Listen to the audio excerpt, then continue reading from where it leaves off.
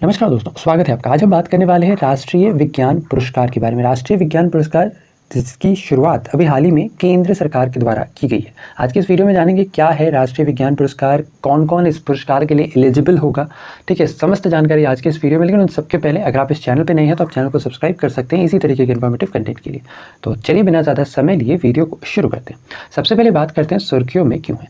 देखो, दरअसल अभी हाल ही में जो हमारी केंद्र सरकार है, यानी कि जो सेंट्रल गवर्नमेंट है, इसके द्वारा ठीक है विज्ञान, प्रौद्योगिकी और साथ ही नवाचार यानी कि साइंस, टेक्नोलॉजी और इनोवेशन के फील्ड में ठीक है एक नए पुरस्कार की शुरुआत की है। ठीक है, और यह जो नया पुरस्कार होगा यह राष्ट्रीय पुरस्कार है और इसका नाम राष्ट्रीय विज्ञान पुरस्कार रखा गया, यानी कि नेशनल साइंस अवार्ड के नाम से यह पुरस्कार जाना जाएगा। ठीक है, अच्छा, यह जो पुरस्कार है इसकी दरअसल में शुरुआत अभी हाल ही में इसलिए की गई है क्योंकि विज्ञान विभाग के अंतर्गत अब तक क्या होता था, तकरीबन 300 जो है वो अवार्ड्स वो अलग अलग कैटेगरीज में दिए जाते थे।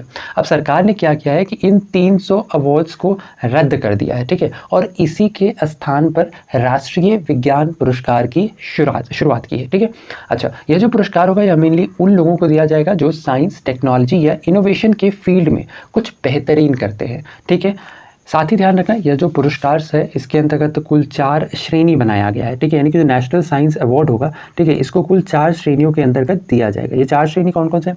इनमें पहला श्रेणी कहलाएगा विज्ञान रत्न, दूसरा होगा विज्ञान श्री, तीसरा होगा विज्ञान युवा शांति स्वरूप भटनागर और जो चौथा होगा वो होगा विज्ञान टी। तो इन 4 श्रेणियों के अंतर्गत जो राष्ट्रीय विज्ञान पुरस्कार है यह दिया जाएगा। इसके अंतर्गत जो सबसे पहली श्रेणी है इसे कहा गया है विज्ञान रत्न। ठीक है, जो कि मेनली विज्ञान और प्रौद्योगिकी के क्षेत्र में दिया जाएगा। ठीक है, इसके अलावा जो दूसरा है विज्ञान श्री, यह भी विज्ञान और प्रौद्योगिकी के क्षेत्र में विशिष्ट योगदान के लिए दिया जाएगा। जो तीसरा है वो है विज्ञान युवा शांति स्वरूप भटनागर पुरस्कार। ठीक है, यह मेनली सबसे पहले तो जैसा कि नाम है युवा शांति स्वरूप, मतलब ये यूथ को दिया जाएगा। ठीक है, और इसके अंतर्गत जो खास चीज़ है वो ये है कि इसके अंतर्गत उस यूथ की जो एज है ना वो 45 ईयर्स या फिर इससे बिलो होनी चाहिए। ठीक है, 45 साल या फिर 45 साल से कम आयु के जितने भी युवा वैज्ञानिक हैं, ठीक है, वो अगर साइंस और टेक्नोलॉजी के फील्ड में कुछ बेहतरीन करते हैं तो उन्हें इस पुरस्कार से सम्मानित किया जाएगा। और जो 4th कैटेगरी इसके अंतर्गत आती है वो है विज्ञान टीम पुरस्कार।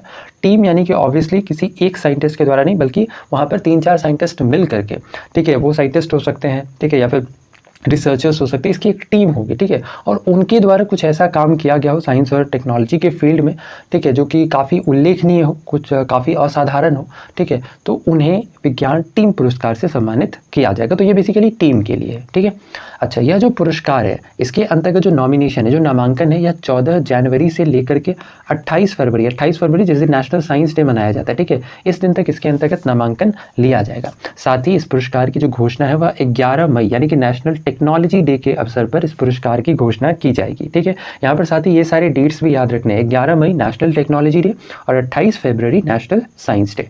इसके अलावा यह जो पुरस्कार का डिस्ट्रीब्यूशन होगा, ठीक है, ये किया जाना है 23 अगस्त को, 23 अगस्त जिस दिन नेशनल स्पेस डे मनाया जाता है। ठीक है, तो ये तीनों ही दिन ध्यान रखना है। कौन कौन? 28 फरवरी नेशनल साइंस डे, 11 मई नेशनल टेक्नोलॉजी डे और फिर आता है 23 अगस्त नेशनल स्पेस डे। इसके साथ ही इस पुरस्कार समारोह के अंतर्गत सरकार के जो प्रमुख वैज्ञानिक सलाहकार होंगे, ठीक है, इनकी अध्यक्षता में एक समिति के अंतर्गत 13 अलग अलग डोमेन्स के अंतर्गत एक कमेटी बनाई जाएगी। ठीक है, और इस कमेटी के द्वारा ये जो 13 अलग अलग डोमेन्स होंगे, ये जो 13 अलग अलग क्षेत्र होंगे, ठीक है, इन क्षेत्रों से लोगों को चुना जाएगा इस पुरस्कार के लिए। अब बात आती है कि ये 13 डोमेन कौन कौन से क्षेत्र से लोगों को, इन सभी साइंटिस्ट को चुना जाएगा।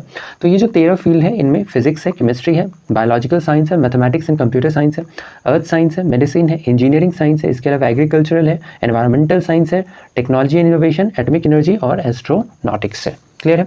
इसके अलावा यह जो पुरस्कार है यह न केवल भारतीय को दिया जाएगा बल्कि विदेश में रहने वाले भारतीय समुदाय के लोग और साथ ही जो भारतीय मूल के लोग हैं, अगर उनके द्वारा भी साइंस और टेक्नोलॉजी के फील्ड में कुछ काफ़ी बेहतरीन काम, काफ़ी असाधारण काम किया जाता है, ठीक है, तो उन्हें भी इस पुरस्कार से सम्मानित किया जाएगा, यानी बेसिकली वो भी इस पुरस्कार के पात्र होंगे। साथ ही इस पुरस्कार के अंतर्गत एक सिटेशन यानी कि एक प्रशस्ति पत्र और एक मेडल इनाम स्वरूप दिया जाएगा। तो ये था हमारा आज का वीडियो जिसके अंतर्गत हमने बात की नेशनल साइंस अवार्ड्स के बारे में। ठीक है, यह नया पुरस्कार है राष्ट्रीय विज्ञान पुरस्कार जिसकी शुरुआत अभी हाल ही में केंद्र सरकार ने की है। आशा और उम्मीद की वीडियो आपको इन्फॉर्मेटिव लगा हो। अगर वीडियो पसंद आया है तो वीडियो को लाइक शेयर, चैनल पर अगर नहीं है तो चैनल को सब्सक्राइब करना बिल्कुल ना भूलें इसी तरीके के इन्फॉर्मेटिव कंटेंट के लिए। तो ऐसे में आज के लिए इतना ही। अपना ख्याल रखें, स्वस्थ रहें, सुरक्षित रहें। आपसे फिर अगली वीडियो मुलाकात होगी, तब तक के लिए धन्यवाद। गुड बाय, टेक केयर, जय हिंद।